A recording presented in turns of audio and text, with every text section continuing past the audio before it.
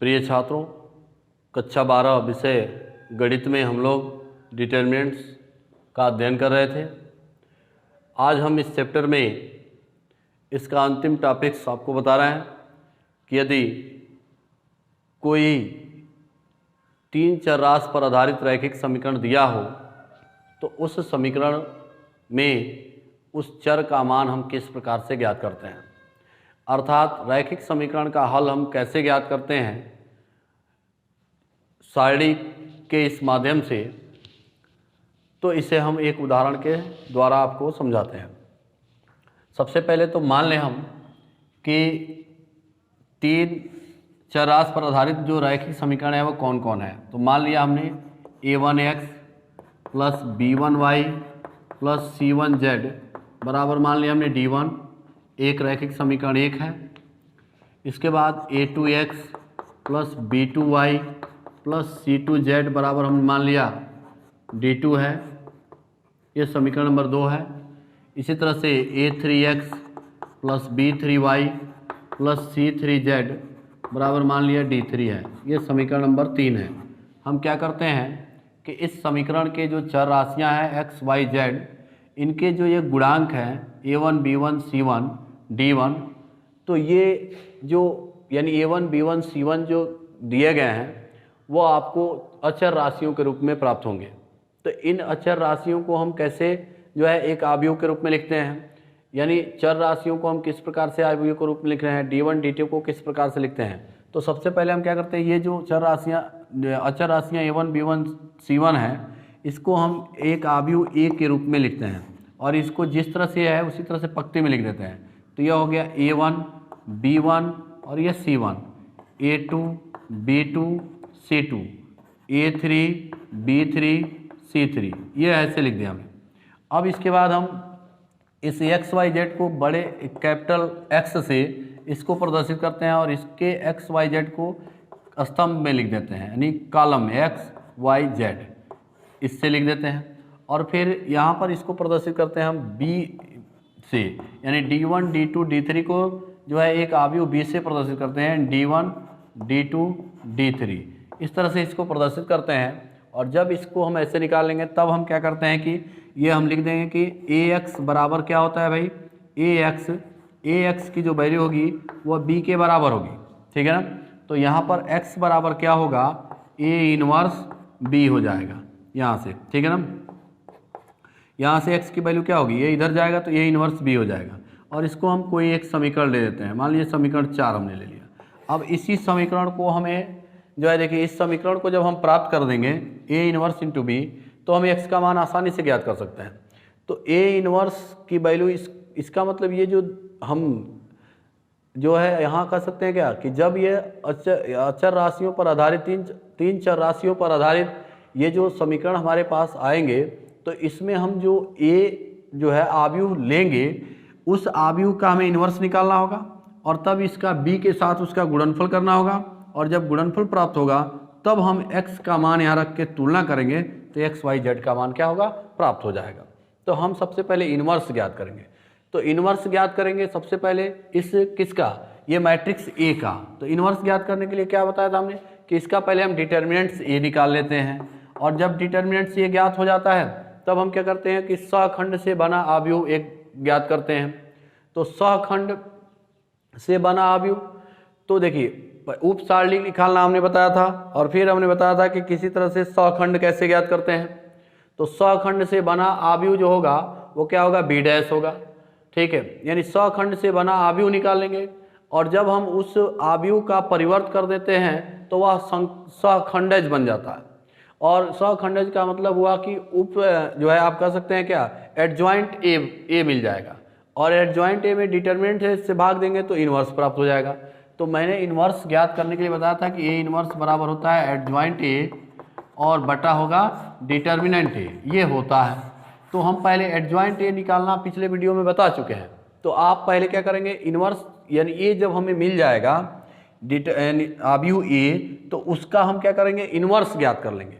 तो इनवर्स इतना तो करना पड़ेगा। अब जब इनवर्स ज्ञात हो जाएगा तो यहाँ इस b को यहाँ रख के इसका गुणा कराएंगे। गुणनफल मैंने शुरू में बताया था। और गुणनफल करने के बाद x का मान यहाँ रख के इसकी तुलना करेंगे तो x y z का मान ज्ञात हो जाएगा। हम इसको एक उदाहरण के माध्यम से पूरे शुरू से लास्ट तक एक क्वेश्चन लेते हैं और इसको बताते हैं और इस पर आप आधारित क्वेश्चनों को सॉल्व करेंगे। इसके बाद एक विधि और बचेगी इस जो है यानी रैखिक समीकरणों को हल करने का, उसको भी बता देंगे, तो उसके आधार पे आप लगा लीजिएगा और ये खत्म हो जाएगा। जैसे मैं इसका एक क्वेश्चन ही बता देता हूँ। जैसे यहाँ पर क्वेश्चन एक दिया है कि पहला क्वेश्चन इसका दिया है कि x बराबर x प्लस 2y बराबर दिया है कितना 2 दिया है देखिए, और इसके बाद दिया है यहाँ पर 2x प्लस 3y बराबर कितना दिया है भाई 3y बराबर 3 दिया है, ठीक है ना, ऐसे दिया है। तो हम क्या करेंगे देखिए कि x प्लस 2y बराबर क्या दिया है 2 और यहाँ पर 2x प्लस 3y बराबर दिया है यानी 3। तो अब इसको ये हमारे पास मात्र 2 ही है, एक और ये दूसरा, 2 समीकरण दिया है और 2 चर राशि पर आधारित है, तो ये और आसान हो गया है। देखिए हम सबसे पहले इसको डिटरमिन आव्यूह ए में प्रदर्शित करेंगे, क्या करेंगे इसको यानी इसको सॉल्व कर रहे हैं हम, ठीक है ना। तो सॉल्व करने के लिए क्या किया हमने, यानी इस यहाँ पर गुणांक कितना है 1 है और ये क्या है 2 है, यहाँ पर क्या है 2 है, ये क्या है 3 है। अब हम क्या करेंगे x की वैल्यू क्या होगी, यहाँ पर x y होगी केवल, और यहाँ पर b की वैल्यू क्या होगी, यह देख लीजिए 2 और 3 होगी केवल, ठीक है। अब हमने इतना तो लिख दिया।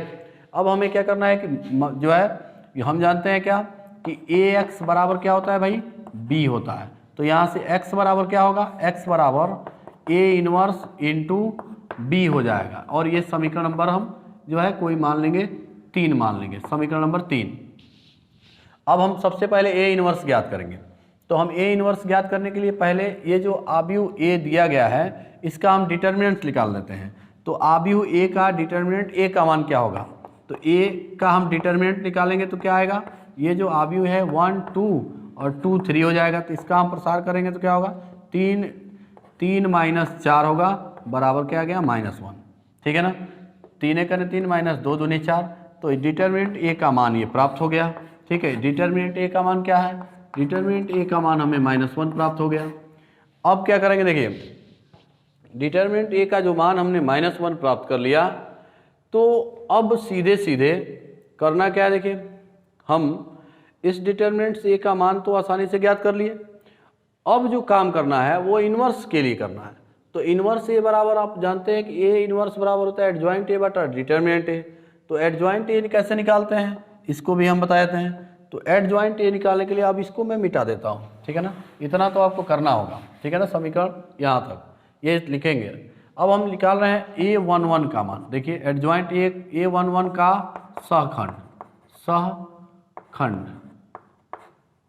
सहखंड निकालेंगे तो क्या होगा, उचित चिन्ह सहित इसकी उपसारणी। तो यहाँ पर -1 का पावर 1 + 1 और इंटू क्या होगा, ये पक्ति कॉलम चुन तो 3 आएगा। तो देखिए यहाँ पर माइनस या +2 हो जाएगा, तो माइनस का पावर +2, तो 3 गुणे करेंगे 3 होगा। इसी तरह से A12 का सहखंड निकालेंगे क्या आएगा, तो इस तरह से यहाँ पर ये 2 का है तो ये पक्ति कॉलम छूट जाएगा तो बचेगा 2। तो यहाँ -1 का पावर 1 + 2 होगा और इंटू क्या हो गया 2, तो कितना हो गया -2, ये हो गया। इसी तरह से A21 निकालने का सहखंड निकालेंगे क्या होगा, इसके पक्ति कॉलम को छोड़ेंगे तो -1 का पावर क्या होगा 2 + 1 होगा, इंटू क्या बचेगा ये 2, तो ये हो गया। देखिए ये 3 होगा तो माइनस होगा तो -2। अब यह A22 का सहखंड निकालेंगे तो क्या होगा, ये इसका मान निकाल रहे हैं हम, तो ये पक्ति कॉलम जो है 1 आएगा। तो यहाँ पर 2 और 2 यहाँ -1 का पावर होगा 2 + 2 और ये इंटू होगा 1, तो ये कितना हो गया, माइनस का पावर प्लस कर देंगे, ये प्लस हो जाएगा तो क्या होगा -1 का पावर 2 + 2 यानी 4, तो ये प्लस हो जाएगा तो यह 1 × 1 1 हो जाएगा। तो इस प्रकार अब लिख देंगे क्या,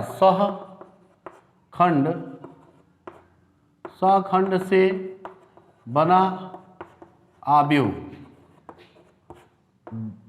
B बराबर क्या होगा, तो ये हो जाएगा क्या क्या होगा भाई 3, इसके बाद -2 होगा, फिर क्या होगा देखिए 3 -2 फिर -2 होगा और फिर ये 1 होगा। अब लिख लेंगे क्या, सहखंडज यानी एडजॉइंट ए। तो अब एडजॉइंट ए निकालेंगे, इसलिए एडजॉइंट ए बराबर क्या होगा, बी डैश होगा, तो बी डैश की वैल्यू क्या होगी, इसके पंक्ति को कॉलम में लिख दीजिए, तो 3 -2 1, यह हो गया एडजॉइंट ए की वैल्यू। एडजॉइंट ए का मान भी हमने क्या कर लिया, ज्ञात कर लिया। अब यहाँ पर -2 है, ये एडजॉइंट ए की वैल्यू ज्ञात होगी। अब हम क्या निकालेंगे, ए इनवर्स। तो ए इनवर्स बराबर क्या होता है, एडजॉइंट ए अब बटा क्या होता है, डिटर्मिनेंट ए। तो यहाँ पर ए इनवर्स की वैल्यू क्या हो जाएगी भाई, यहाँ एडजॉइंट ए तो आप ऑलरेडी ये लिख देंगे 3 -2 और ये हो गया -2 1 और बटा क्या होगा -1। तो ये इसको माइनस यानी ए इनवर्स की वैल्यू क्या हो जाएगी, ये -1 से जब इसमें भाग देंगे तो यह हो जाएगा -3 2 2 -1, ये आ गया ए इनवर्स। अब हम क्या करेंगे कि x बराबर होता है ए इनवर्स इंटू बी, लिख देंगे ए इनवर्स का मान समीकरण 3 में रखने पर, ए इनवर्स का मान समीकरण 3 में रखने पर तो रख दीजिए, तो इसमें रखेंगे, यही समीकरण 3 है, तो यह हो गया -3 2 और -3 और 2 फिर 2 और -1 और इनटू क्या हो गया, b की वैल्यू आप ऑलरेडी देख लीजिए, b बराबर यहाँ दिया गया है, ठीक है ना। तो b की वैल्यू ऑलरेडी कितना दिया है 2 और जो है यहाँ पर क्या करेंगे जानते हैं, एडजॉइंट ए बराबर बी डैश, इसको b ना करिएगा, यहाँ पर आप क्या कर दीजिएगा, b तो ऑलरेडी आप माने हैं, तो इसको जो है एफ कर दीजिए या कैपिटल एफ कर देते हैं, तो एफ डैश यहाँ पर हो जाएगा एफ डैश, तो एफ डैश की वैल्यू ये ऐसे निकल गई। अब क्या करेंगे हम इसको अब इंटू बी कर दीजिए, ठीक है ना। तो यह बी की वैल्यू ऑलरेडी दिया है 2 और 3 है, 2 और 3। अब आप जानते हैं कि पंक्ति का गुणा कॉलम में करते हैं, तो माइनस ये कितना होगा, -2 गुणे 3 करेंगे -6 और प्लस क्या होगा 3 दूनी 6, फिर इसका पंक्ति का गुणा इसके साथ हो गया, इस पंक्ति का गुणा इसके साथ होगा, फर्स्ट रो फर्स्ट कॉलम, फिर अब दूसरा तो है नहीं, फिर क्या करेंगे सेकेंड रो फर्स्ट कॉलम, तो देखिए 2 × 2 होगा 4 और प्लस तो होगा तो ये माइनस हो जाएगा 3 × 1 3, तो कितना हो गया ये हो गया 0 और ये हो गया 1, यह हो गया x की वैल्यू, x बराबर इतना हो गया। तो अब x का भी यह जो है इसमें मान भरेंगे तो x की वैल्यू हो जाएगी xy, ये हो गया xy, ठीक है ना। और ये भी आ गया क्या xy, तो यहाँ पर तुलना कर लीजिए, तो तुलना करने पर x बराबर क्या होगा, देखिए 0 और कामा कर लीजिए, y बराबर क्या होगा 1। तो इस प्रकार हमने x और y का मान क्या कर लिया, आसानी से ज्ञात कर लिया, ठीक है। तो आप ऐसे ही इन सभी क्वेश्चनों को सॉल्व करेंगे। अगर ये नियम जो बताया है इसमें 3 होगा तो बस यही x y z हो जाएगा, ये 3 जो है 3x3 कोटि का होगा, तो प्रोसेस तो वही करना है जो मैंने आपको बताया है। तो इस प्रकार आप ऐसे क्वेश्चनों को सॉल्व करिएगा। हम एक और इसको बता देंगे, या ये चैप्टर भी समाप्त हो गया है, ठीक है ना। इसमें के सभी क्वेश्चनों को आप कर सकते हैं अब, ठीक है, कहीं कोई दिक्कत नहीं होगा, ठीक है। अब हम जो है इसके आगे पढ़ेंगे सातत्य तथा अवकलनीयता, ठीक है। धन्यवाद।